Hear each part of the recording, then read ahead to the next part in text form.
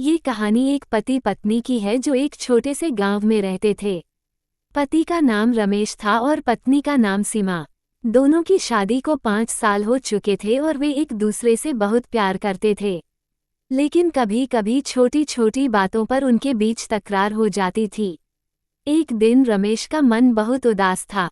काम पर भी उसके बॉस ने उसे डांट दिया था और घर आते समय उसकी साइकिल भी पंचर हो गई। जब वो घर पहुंचा तो देखा कि सीमा ने उसकी पसंद की सब्जी नहीं बनाई थी। रमेश को गुस्सा आ गया और उसने सीमा से बिना कुछ कहे सुने डांटना शुरू कर दिया। सीमा भी थकी हुई थी, उसने भी गुस्से में जवाब दिया। उन दोनों के बीच तकरार बढ़ गई और रमेश गुस्से में घर छोड़कर बाहर चला गया। वह गांव के तालाब के पास बैठ गया और सोचने लगा कि उसकी जिंदगी में कितनी समस्याएं हैं। थोड़ी देर बाद उसे एहसास हुआ कि उसने सीमा से बिना वजह गुस्सा किया।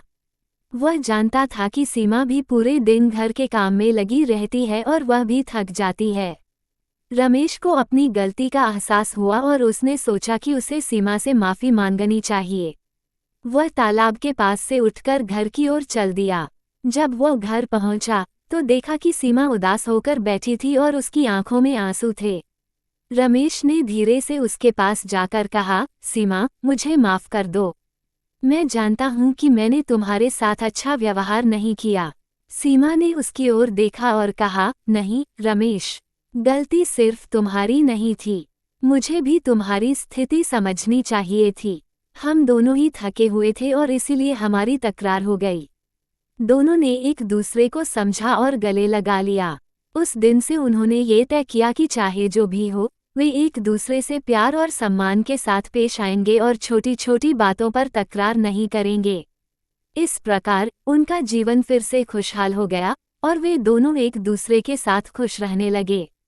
इस कहानी से यह सीख मिलती है कि रिश्तों में कभी कभी तकरार हो सकती है, लेकिन प्यार और समझदारी से सब कुछ ठीक किया जा सकता है।